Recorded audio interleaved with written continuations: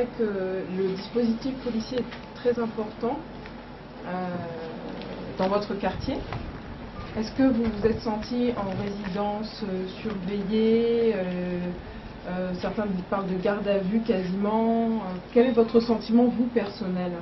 Parce qu'on entend beaucoup parler les autres, s'exprimer sur votre condition, mais vous-même, quel est votre sentiment? J'ai le sentiment que ceux qui se sont sentis coupables pour les bêtises qu'ils ont faites, ils ont peur de moi. C'est tout simplement ça. Ils savent que si je sors, c'est presque tout Kinshasa qui va me suivre. Donc ils ont peur des attroupements. C'est tout simplement ça. Parce qu'ils savent ce qu'ils ont fait contre ce peuple-là. Ils vivent dans une atmosphère de panique. Donc voilà ce qui arrive. C'est pour ça que je suis tout à fait à l'aise, serein et calme, parce que je sais que c'est une comédie qui ne tardera pas longtemps. Mais est-ce que vous avez quand même le sentiment, comme le disent certains, d'être prisonnier chez vous? Ou bien est-ce que si vous avez essayé de sortir déjà, est-ce qu'on vous a empêché, ou je ne sais pas? Mais je vous dis que non, parce que je sais que si je vais sortir, personne ne peut m'empêcher, mais ce n'est pas le moment de provoquer toutes ces diversions-là. Je vous dis que je reste calme, parce que je sais que c'est eux qui sont qui vivent dans une atmosphère de panique. Ils savent ce qu'ils ont fait contre ce peuple et ce que ce peuple est en train de mijoter contre eux. Donc c'est pour ça que je reste calme et serein. Je n'ose pas, je ne veux même pas sortir parce que ça ne sert à rien. Vous avez dit que cette panique ne savait pas durer longtemps. Comment ça va se faire finir? Ça ne va pas durer longtemps parce que pour gouverner le pays, il faut deux choses. D'abord, la légitimité. Et ça, j'ai déjà cette légitimité de part du peuple congolais. La deuxième chose qu'il me faut, c'est ce qu'on appelle l'impérium, c'est-à-dire la force publique. Le dimanche avant, j'ai déjà fait une conférence, et j'ai fait appel à notre armée en disant que c'est l'armée composée de fils et de filles de ce pays, et ils savent ce que leurs parents, celui que leurs parents ont voté comme président de la République, ils doivent rejoindre, faire allégeance à ce nouvel élu pour que je puisse commencer à travailler. Je leur ai expliqué que quand ils étaient derrière Kabila, ou sous les ordres de Kabila, c'est parce que Kabila, à ce moment-là, il était revêtu effectivement de la légitimité qu'il avait eue aux élections de 2006. Mais depuis le 6 décembre dernier, Kabila n'est plus chef de l'État, n'est plus président de la République démocratique du Congo. Donc l'armée doit savoir que ce n'est plus ce côté-là qu'il doit se trouver. Il doit se trouver du côté de l'élu de la République. Donc c'est ça qui me reste. C'est pour ça que je vous dis que c'est un problème de quelques temps, parce qu'il suffit simplement. La majorité d'entre eux ont déjà compris, mais il faut encore prendre un peu de temps pour qu'ils puissent venir me faire allégeance et pour que je puisse commencer à diriger mon travail. Vous attendiez du soutien de la communauté internationale depuis la dernière fois que nous nous sommes vus ici. Est-ce que vous avez eu des assurances que vous étiez soutenu de façon claire, nette et précise ou pas? Mais la communauté internationale, je crois que dès qu'ils savent qu'un pays comme le Congo, qui a toutes les potentialités que vous connaissez, s'il est dirigé par une autorité légitime, la communauté internationale ne peut que l'appuyer. Donc je n'ai pas demandé la légitimité de la communauté internationale, la légitimité vient du Congo. Et vous avez, du peuple congolais. Vous avez vu vous-même le 23 décembre, quand j'ai prêté serment, ce qu'il y a eu comme monde, déferlement de monde tout autour du stade de Martyrs. Donc, tout Kinshasa était là, c'est pour vous dire qu'ils étaient derrière leurs élus. C'est ça la légitimité. Et la communauté internationale n'a qu'à constater ça, et point à la ligne, il n'a pas donné une autre légitimité parce qu'il n'en a pas. Monsieur le Président, il y a le représentant, disons l'ambassadeur de l'Union européenne qui est presque fin mandat, qui dresse un bilan globalement, disons, largement positif. Positif? Oui. De tout quoi? en reconnaissant. Positif de bilan de quoi? Selon lui, tout en reconnaissant qu'il y a encore des choses qui restent à faire. Qu'est-ce que vous en pensez? Bon, c'est son droit de dire ce qu'il a dit, mais ça ne m'intéresse pas ce qu'il dit. Donc, il fallait d'abord dire le bilan de quoi? Si c'est le bilan de la gestion de Kabila, je lui dis bravo. Parce que tout le monde sait ce que c'est que ce bilan. J'espère que vous connaissez le dernier chiffre du PNUD. Sur 187 pays, le Congo était le 187e, donc le dernier. Je ne sais pas si un pays comme le Congo doit avoir cette place-là. Monsieur le Président, on vous accuse par le gouvernement de vouloir prendre le pouvoir à travers une insurrection, comme en Égypte ou en Tunisie. Et qu'est-ce que vous pensez de cela? Mais si tu es congolais, tu as vécu ce que nous avons vécu. Je viens de le dire ici, la légitimité vient du peuple. Le peuple m'a élu et il n'y a absolument aucun doute. Et s'il y a une insurrection, c'est celui qui a falsifié les données de cette élection, qui a falsifié au niveau de la CENI qui était à ses ordres, et la fameuse Cour suprême qui est à ses ordres, qui ont falsifié.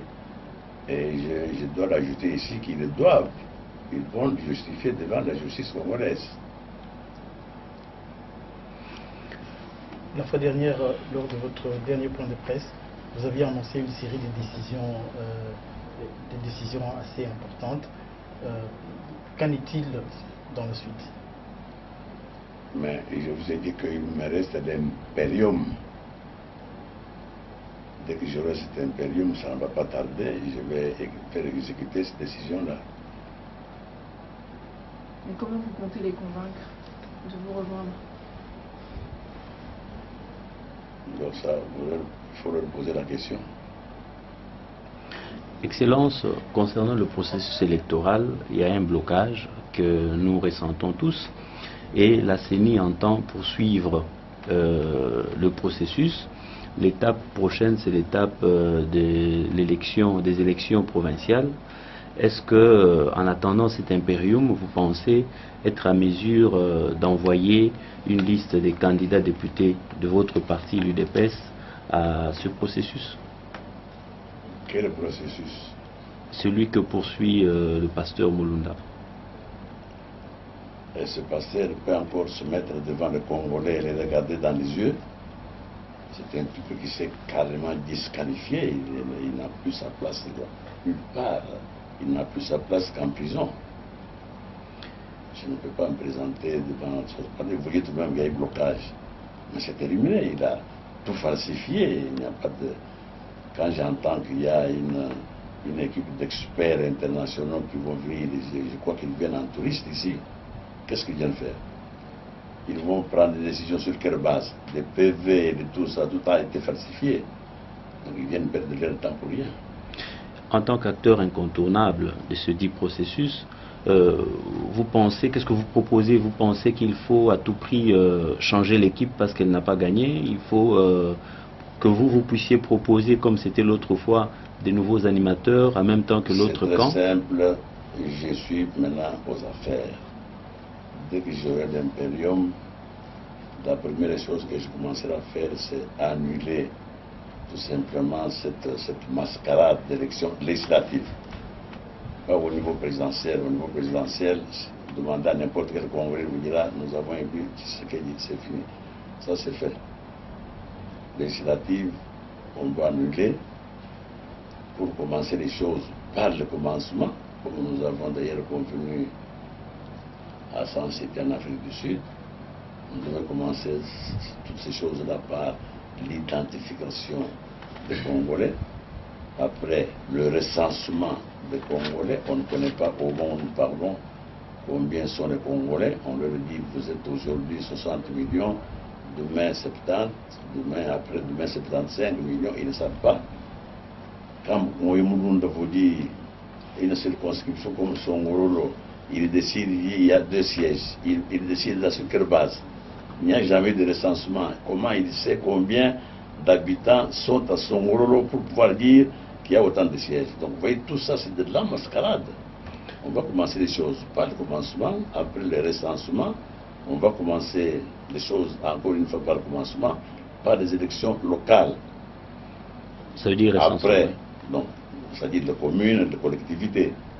Après, on fait les élections provinciales. Après, on fait les élections législatives. Tout ce métabolisme demande du temps. Et ça sera fait par une commission composée de fonctionnaires honnêtes qui n'ont rien à faire avec les tripatouillages de ces faux pasteurs-là. Faut-il attendre que vous puissiez gérer alors pendant ce temps-là sans Parlement, par exemple? Alors qu'est-ce qu'on peut faire? Et quel est le Parlement? Vous allez créer ça. Vous ne connaissez pas qu'il y a des gouvernements qui règnent comme ça sans Parlement.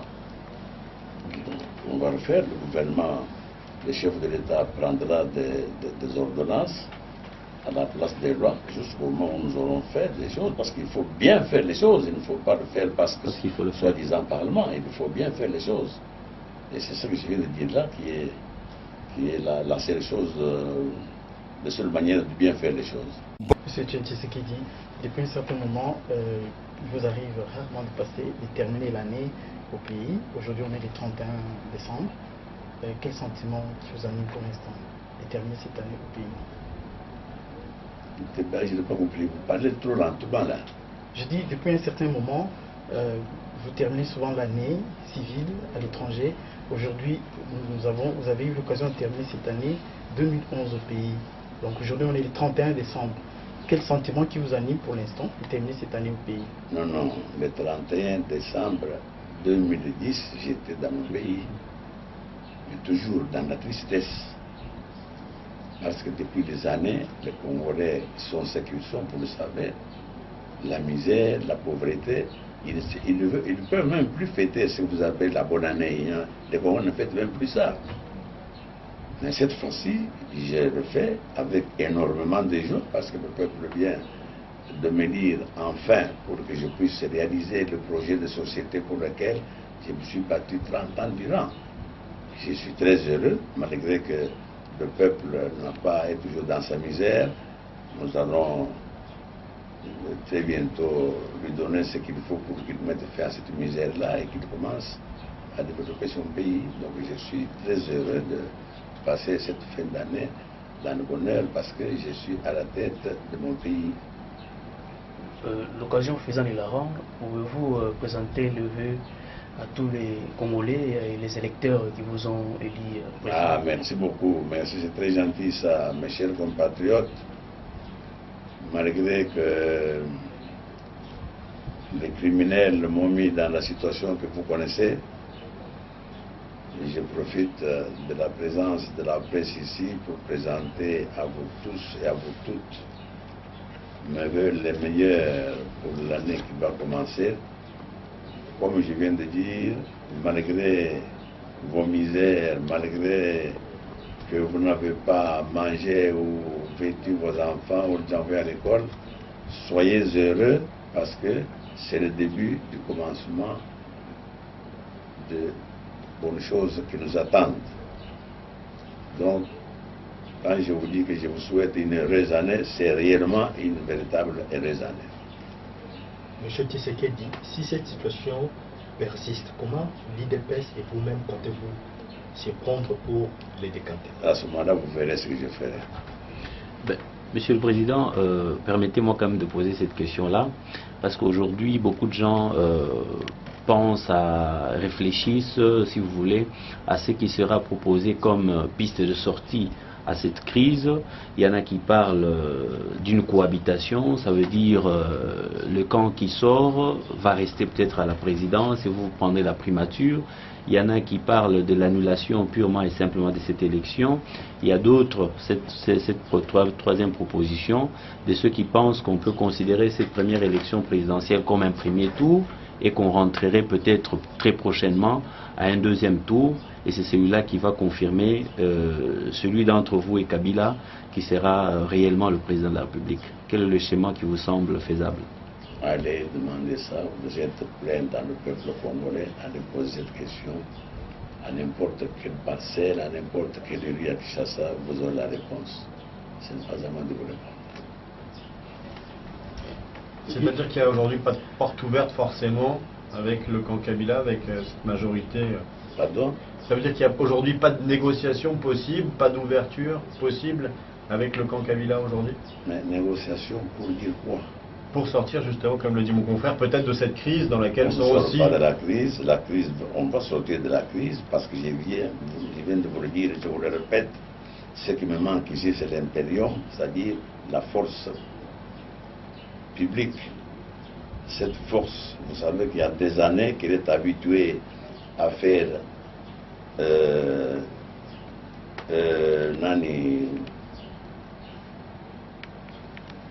à être fidèle à Kabila. Et c'est ce que j'ai dit la semaine dernière. J'ai dit qu'ils étaient fidèles à Kabila, non pas en tant qu'individu. Kabila, à ce moment-là, était effectivement président de la République du Congo. Il était revêtu de la légitimité qu'il a eue lors de l'élection présidentielle de 2006. Et le mandat de ce Kabila est terminé depuis le 6 novembre-décembre dernier. C'est fini. Cette force publique doit savoir qu'elle est au service du peuple et de la nation congolaise. Ils doivent maintenant être derrière le nouveau chef d'État élu par le peuple congolais. Et c'est ça que j'appelle l'impérium. Dès que j'ai cet impérium, je commence à travailler. Il n'y a absolument aucune crise à la tête du Congo. Pas du tout. Il y a une crise, vous comprendrez que ces gens-là, ils sont habitués depuis des années à être ça, mais ils vont comprendre. Ils ont déjà, je vous dis que la majorité a déjà compris qu'ils doivent absolument rallier le nouveau chef de l'État. Juste, moi je vous relance parce qu'il y a une inquiétude dans la rue. Quand on se balade dans Kinshasa, il y a une inquiétude des Congolais, des habitants de la capitale, à ce que cette crise s'éternise, cette crise politique s'éternise. Et une part des Congolais sont fatigués de cet État. Mais je viens de vous dire, de vous donner cette raison que ça ne va pas s'éterniser, ça va se terminer. Les Congolais, la force publique dont je parle, l'armée, est composée des Congolais, des enfants de ce pays. Ils savent qui leurs parents ont élu. Et c'est un petit effort, c'est un problème psychologique, je peux le dire, je le répète. Des années qu'ils ont fait allégeance à cet individu, maintenant que cet individu n'est plus digne de ça, c'est normal qu'il puisse traîner. Il y a un peu une sorte de mouvement de réflexion. Il faut leur donner ça, un mouvement de réflexion, pour qu'ils comprennent que, effectivement, la légitimité a changé de place. C'est depuis Kabila, c'est ce qu'il dit. Il faut leur donner du temps, c'est ça ne s'éternise pas. Le temps que ça dure, d'ailleurs c'est très peu, et les choses vont rentrer en ordre. Il n'y a pas de crise à la tête du Congo, je répète ça. La question quand même qui persiste, c'est, vous parlez de l'impérium, quand vous aurez l'impérium, moi je me pose la question de savoir quelle magie vous avez pour convaincre cette force publique. Vous-même vous affirmez qu'elle fait allégeance à Kabila. Il faut quand même m'écouter ce que j'ai dit. Il ne faut pas, quand je parle, vous pensez ailleurs pour répéter la même chose. Je vous dis qu'il leur faut du temps. Ils sont habitués 10 ans qu'ils sont derrière Kabila. Vous ne comprenez pas qu'il faut un temps pour qu'ils comprennent que ce n'est plus celui-ci qui a la légitimité. Ils doivent aller ailleurs. Il faut combien de fois? Ils doivent répéter ça combien de fois? À quand un gouvernement Tshisekedi? Quand j'aurai l'impérium, vous aurez le gouvernement. La permanence du parti est quasi sans fonctionnement. En ce moment, qu'est-ce que vous entendez faire pour recommencer ou redémarrer les activités de votre propre parti? Quand ces bandits qui ont mis la permanence dans cet état vont être en prison, comme ça, ils n'auront plus de nuire au Congo, aux Congolais. alors nous aurons la paix, on va reconstruire tout. Il n'y a pas que la permanence, il y a le Congo. Tout est par terre, vous le savez. Ce sont ces gens-là, ce n'est pas d'autres. C'est pour ça que vous devez être là la semaine, dimanche avant. J'avais demandé qu'on cherche Kabila, qu'on l'arrête, qu'on le vote, qu'on l'amène ici. Je ne rigolais pas, je le répète. C'est un criminel qui va être jugé non seulement devant la justice congolaise, mais devant la justice internationale. Quel temps après il était apparu en public? Mais alors vous n'avez pas eu le courage de l'arrêter, c'est tout. Vous êtes des lâches. Ça détend. Vous êtes simplement des lâches, c'est tout. Votre appel sur cette arrestation était lancé à la force publique ou à la population J'ai civile? parlé d'officiers, sous-officiers, caporaux, soldats. Je leur ai dit ça. Est-ce que vous pensez que la Je communauté leur ai internationale... dit, il y a changement de légitimité. Arrêtez ces bonhommes-là. Est-ce que vous pensez que la communauté internationale peut aussi vous aider par rapport à, concernant dans le sens de cette arrestation? Non, je n'ai rien fait. Tous ces jours au Congo, la communauté internationale suivra la légitimité ou la légalité congolaise. La CPI par Pour exemple? le moment, non, ça c'est après la moralité qui nous en a livré. Maintenant, la CPI ne peut pas venir ici se mêler de ça. Nous allons nous livrer ces bonhommes-là bien ligotés et tranquillement. Il ne faut pas qu'ils s'en fassent, nous allons le faire. Monsieur Tshisekedi, la communauté internationale, notamment la diaspora congolaise, pense qu'il y a une pression extérieure, mais en interne, il n'y a pas une pression. Que pensez-vous? Il faut augmenter la pression interne pour faire partie de Kabila ou il faut attendre un moment? D'abord, cette pression congolaise de la diaspora n'était pas pour faire partie de Kabila. C'était le moyen pour les Congolais à l'extérieur d'exprimer leur colère devant ce que Mouimoun avait fait. Il a inverti l'ordre des élus. Il a présenté celui qui était élu comme étant second, et celui qui était second, il l'a présenté comme élu. Voilà pourquoi la communauté congolaise à l'extérieur a présenté sa colère. Et maintenant, cette colère est presque en train de terminer parce que les choses vont aller vers leur fin. Maintenant, les Congolais à l'intérieur, ils l'ont fait. Le 23 décembre, quand j'ai prêté serment, j'espère que vous avez vu, malgré le déploiement des forces du mal, le peuple congolais a montré que les jours que notre élu prête serment, nous devons être là. Ils étaient très nombreux. Mais ça suffit, c'est fini. Il n'y a plus de... Ils n'ont plus à se battre. Se battre contre quoi? Nous avons maintenant les choses en main. Et je le répète encore, il ne faut maintenant que convaincre les enfants du Congo à comprendre qu'ils doivent changer d'allégeance. Donc aller vers le nouveau élu, c'est tout. Merci beaucoup, Monsieur le Président, pour ce temps que vous nous avez accordé. Et au nom de cette presse présente et au nom de la presse nationale et internationale, nous vous présentons nos vœux les meilleurs. Merci, merci, je vous le réciproque très sincèrement. Merci.